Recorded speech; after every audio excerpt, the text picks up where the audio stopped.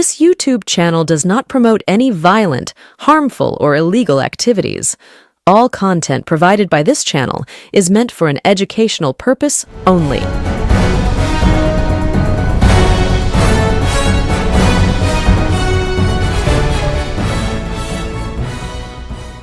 সময় যখন খারাপ হয় ভালো কাজ করলেও দোষের ভাগীদার হতে হয়।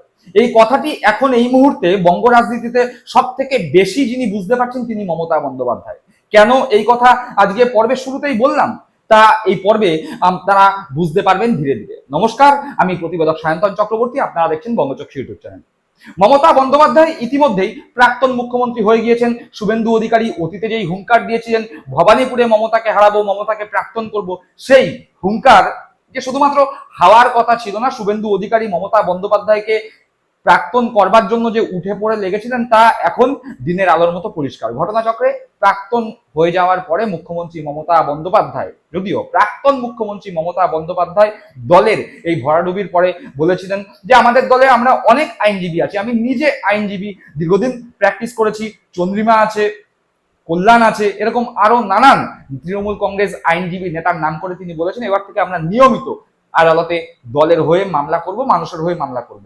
আর আজকে সকালেই আমরা দেখতে পেলাম যে মমতা বন্দ্যোপাধ্যায় একদম আইনজীবীর পোশাকে সরাসরি পৌঁছে গেলেন কলকাতা হাইকোর্টে এবং সেখানে গিয়ে তিনি পোস্ট পোল ভায়োলেন্স নিয়ে রীতিমতো সওয়াল করলেন, বললেন, আরতি জানালেন বিচারপতির কাছে বাংলার মানুষকে বাঁচান। তিনি ঠিক কি কি বলেছেন আজকে আদালতে দাঁড়িয়ে সেই বিষয়ে আপনাদের জানাচ্ছি, একবার দেখুন। কলকাতা হাইকোর্টে ভোট পরবর্তী হিংসা মামলায় প্রাক্তন মুখ্যমন্ত্রীর সওয়াল শুরু। এজলাসে কি বললেন মমতা বন্দ্যোপাধ্যায়? আমি 1985 সাল থেকে আইনজীবী এবং সেই হিসাবেই আমি সওয়াল করতে চাই। 92 বছরের বৃদ্ধ 18 বছরের তপশিলি দম্পতিকে বাড়ি থেকে বের করে হুমকি দেওয়া হয়েছে, তপশিলি জাতি সংখ্যালঘুদের হুমকি দেওয়া হচ্ছে। আমাকে বাড়ি থেকে বেরিয়ে পুলিশের কাছে যেতে দেওয়া হচ্ছে না, অনলাইনে অভিযোগ জানাতে হচ্ছে। 12 বছরের কিশোরীকে ধর্ষণের হুমকি দেওয়া হচ্ছে, মাছ মাংসের দোকান বন্ধ করে দেওয়া হচ্ছে। বাংলার মানুষকে বাঁচান। এটা বাংলা, উত্তরপ্রদেশ নয়। এটা যেন কোনো মতেই বুলডোজার রাজ্য না হয়। অর্থাৎ মমতা বন্দ্যোপাধ্যায় বুলডোজার সংস্কৃতির বিরুদ্ধে আদালতে সওয়াল করেছেন, একই সাথে তিনি আদালতের বিচারপতির কাছে আর্তি জানিয়েছেন বাংলার মানুষকে বাঁচান। তিনি যখন এই সওয়াল করছেন তার পাশে চন্দ্রিমা ভট্টাচার্য থেকে শুরু করে বৈশ্বনাথ চট্টোপাধ্যায় থেকে শুরু করে কল্যাণ বন্দ্যোপাধ্যায়ের মতো আইনজীবীদের দেখা গেছে। আর ঠিক এই জায়গাতে দাঁড়িয়েই দীর্ঘদিন পর মুখ্যমন্ত্রী থেকে প্রাক্তন হয়ে যাওয়ার পরে পুরনো পেশায় তিনি যখন ফিরে আসলেন, আদালত চত্বরে গেলেন, তখন তাকে চোর চোর কটাক্ষ শুনতে হলো। কিন্তু তিনি কি আসলে এই চোর কটাক্ষ শোনার জন্য দীর্ঘ 15 বছর মানুষের জন্য কাজ করে এসছেন? এই প্রশ্ন তৃণমূল কংগ্রেসের অভ্যন্তরে যেরকম রয়েছে বাংলার বিভিন্ন মানুষের মনে। তার কারণ চোর কটাক্ষ শোনার মতো মমতা বন্দ্যোপাধ্যায় কোনো কাজ করেননি, কিন্তু যাদের জন্য আজকে এই চোর কটাক্ষ শুনতে হলো তারা দলের এই দুঃসময়ে ঘর বাড়ি বন্ধ করে কেউ কেউ পালিয়ে গিয়েছেন, কেউ কেউ বাড়ি থেকে বেরোচ্ছেন না, তৃণমূল কংগ্রেসের নিচু তলার কর্মীরা মার খাচ্ছেন।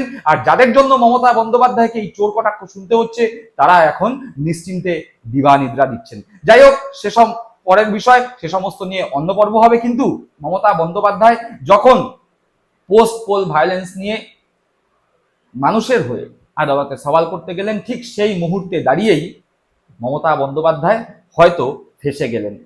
মমতা বন্দ্যোপাধ্যায় নিজে বলেছেন 1985 সাল থেকে তিনি আইনজীবী হিসাবে কাজ করছেন, প্র্যাকটিস করছেন, কিন্তু তিনি কি ভবিষ্যতে আর আইনজীবী হিসাবে কাজ করতে পারবেন সে নিয়ে একটা বিরাট বড় প্রশ্ন তুলে দিয়েছে বার কাউন্সিল অফ ইন্ডিয়া। অর্থাৎ এই দেশের আইনজীবীদের যে সংস্থা, সেই বার কাউন্সিলই প্রশ্ন তুলে দিয়েছে মমতা বন্দ্যোপাধ্যায়ের আইনজীবী হিসাবে কোর্টে সওয়াল করার এখতিয়ার নিয়ে। কেন? সেটাই সব থেকে গুরুত্বপূর্ণ বিষয়। দেখুন ঠিক কি বলা হচ্ছে। আদালতে কি সওয়াল করতে পারেন মমতা? রাজ্য বার কাউন্সিলের কাছে একগুচ্ছ প্রশ্ন বার কাউন্সিল অফ ইন্ডিয়ার। আগামী 2 দিনের মধ্যে জবাব দেওয়ার নির্দেশ দিয়েছে bar council of India.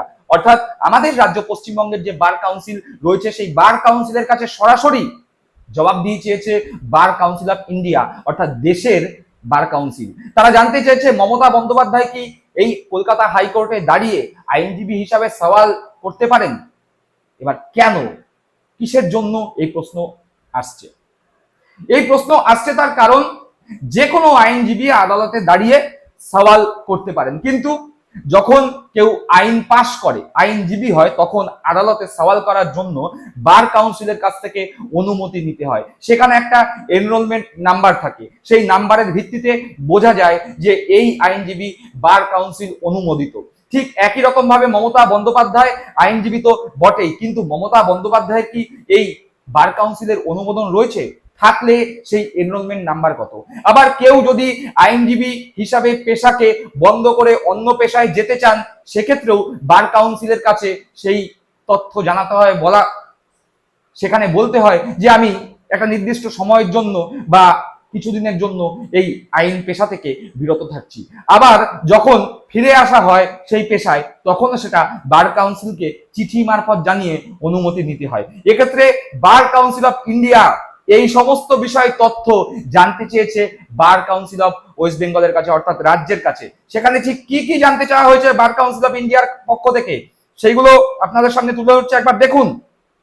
Paschimbanga bar council প্রাক্তন মুখ্যমন্ত্রী মমতা বন্দ্যোপাধ্যায়ের নাম কবে অন্তর্ভুক্ত করেছিল, তার এনরোলমেন্ট নাম্বার কত, মুখ্যমন্ত্রীর দায়িত্ব পাওয়ার পর তিনি কি সাসপেনশন অফ প্র্যাকটিস জমা দিয়েছিলেন, ফের প্র্যাকটিস শুরুর সিদ্ধান্ত নেয়ার পর কি তিনি রিজিউম অফ প্র্যাকটিস ফের কাজ শুরুর অনুমতি চেয়ে চিঠি জমা দিয়েছেন।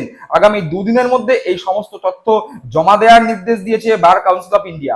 অর্থাৎ যে কথা বললাম যে মুখ্যমন্ত্রী হয়ে যাওয়ার পরে তিনি কি বার কাউন্সিলকে জানিয়েছিলেন যে এখন আমি মুখ্যমন্ত্রী, তাই এখন আমি আর প্র্যাকটিস করব না, সেরকম কি কোনো চিঠি দিয়ে বার কাউন্সিলকে জানিয়েছিলেন? আবার পুনরায় যে তিনি আজকে হাইকোর্টে সওয়াল করতে গেলেন বাংলার সাধারণ মানুষদের হয়ে, সেক্ষেত্রেও কি তিনি বার কাউন্সিলের কাছ থেকে কোন রকম অনুমতি নিয়েছিলেন? এই সমস্ত বিষয় জানতে চেয়েছে বার কাউন্সিল অফ ইন্ডিয়া, এবং এই তথ্য আগামী দুদিনের মধ্যে দিতে হবে। এবার যদি দেখা যায় এই তথ্যে কোনো অসঙ্গতি থাকে, যদি এই ধরনের কোনো নিয়ম ফলো না করা হয়ে থাকে, সেক্ষেত্রে বার কাউন্সিল অফ ইন্ডিয়া কিন্তু মমতা বন্দ্যোপাধ্যায়ের আইনজীবী হিসাবে আদালতে যাওয়াকে নিষিদ্ধ ঘোষণা করতে পারে।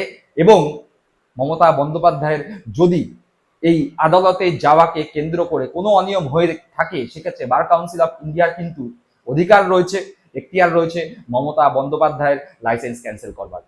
এখন গতি প্রকৃতি যেদিকে যাচ্ছে, সময় খারাপ থাকলে ভালো কাজ করলেও দোষের ভাগিদার হতে হয়। অন্তত পক্ষে মমতা বন্দ্যোপাধ্যায়ের ক্ষেত্রে এখন এইটা অত্যন্ত বেশি করে প্রযোজ্য।